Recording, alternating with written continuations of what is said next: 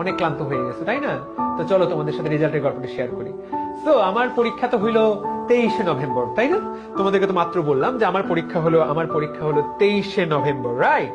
তো একদম সবার শেষে, মানে এখন পরীক্ষা তো দিছি। ও, যেই কাহিনীটা বলার জন্য এত কিছু সেটাই তো বললাম না। তো আমি পরীক্ষা হল থেকে বের আচ্ছা, পরীক্ষা দুটো মজার কাহিনী আছে এখানে। একটা হলো আচ্ছা, এই কাহিনীটা অ্যাডমিশনের আগে বলবো।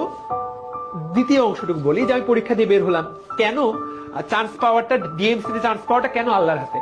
তো আমি জানি যে আমার পরীক্ষা ভালো হয়েছে এবং আমি চান্স পাবো, মানে এই পরীক্ষা দিয়ে চান্স না পাওয়ার কোনো কারণ নাই, কারণ প্রশ্নগুলো যাই দেখি তাই আমি পারি। মানে ধর এটা কোনো প্রশ্ন হলো, এটা কোনো জাতের প্রশ্ন।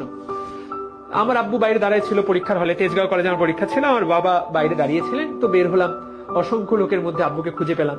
আব্বু শুধু আমাকে একটা কথাই বলেছে, বেটা কি খবর বা বেটা কি অবস্থা। আমি এটুকু বলছিলাম আব্বুকে যে আব্বু আমি ঢাকা মেডিকেলেই চান্স পাবো যদি না আমার চেয়ে 200 জন ভালো পরীক্ষা দেয়। তো ব্যাপারটা খুব উদ্ভট একটা উত্তর, কিন্তু আমার কাছে মনে করছিলাম যে এইটাই হলো লজিক্যাল উত্তর। এই উত্তরটাই লজিক্যাল, কারণ আমি আমার সর্বোচ্চ ভালো পরীক্ষা দিছি। এখন সারা বাংলাদেশে তো অসংখ্য বাচ্চা কাচ্চা যারা আমার চেয়েও ভালো পরীক্ষা দিয়ে দিলে আমার তো আর এখানে কিছু করার নেই। এবং আলটিমেটলি দেখা গেল যে আমার চেয়ে 200 জন না, মাত্র 4 জন আমার চেয়ে ভালো পরীক্ষা দিয়েছে এবং প্রত্যেকেরই পয়েন্টের ব্যবধান মাত্র 0.25। তার মানে ওরা আমার চেয়ে হয়তো একটা ভুল কম করেছে। তো যাই হোক, তো ফাইন। তো তার মানে এই যে দেখো, আমি আমার সর্বোচ্চটা দিলাম। আমি কিন্তু চাইলেও ঢাকার বাইরে চলে যেতে পারি, মানে ঢাকা মেডিকেলের চান্স নাও পেতে পারতাম যে আমার চেয়ে আর বাকিরা ভালো পরীক্ষা দিত। বুঝো নাই? তো এই অংশটুকু আল্লাহ পাকের হাতে, এই অংশটুকু আল্লাহ পাকের হাতে। তো যাই হোক, পরীক্ষা হলো 23শে নভেম্বর। এখন আমি কি করব? এখন 1 তারিখ বুয়েটের পরীক্ষা, আমার আর ভালো লাগতেছে না। মানে আর কত চাপ নেওয়া যায়? অলরেডি 1টা 2টা 3টা 4টা পাবলিক এক্সাম আমি দিয়ে দিয়েছি।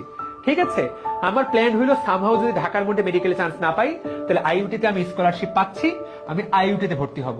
তার বুয়েটে, কারণ আমি তো সুপার প্রিপারেশন নিইনি বুয়েটের জন্য, আমি তো সোনলি ডেডিকেটেড মেডিকেল প্রিপারেশন নিয়েছি। তো বুয়েটে যদি আমি চান্স পেয়েও যাই, আমি ভাই হব 800তম 900তম 1000তম।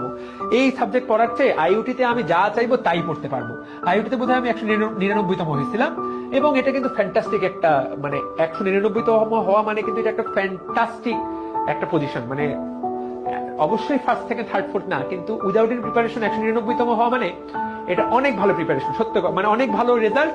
কারণ ওরা স্কলারশিপ দেয়, ওদের টাকাতেই তুমি পড়তে পারবা, এবং তুমি সিএসসি বলো, ত্রিপলি পড়ো, যা ইচ্ছা তাই নিতে পারো। মানে কি সাবজেক্ট নিবা, মানে সাবজেক্ট দেখতে চাও সাবজেক্ট তুমি নাও। আমার যে সকল বন্ধু বান্ধব ইঞ্জিনিয়ারিং কোচিং করছে, ওরা হচ্ছে 600তম 800তম।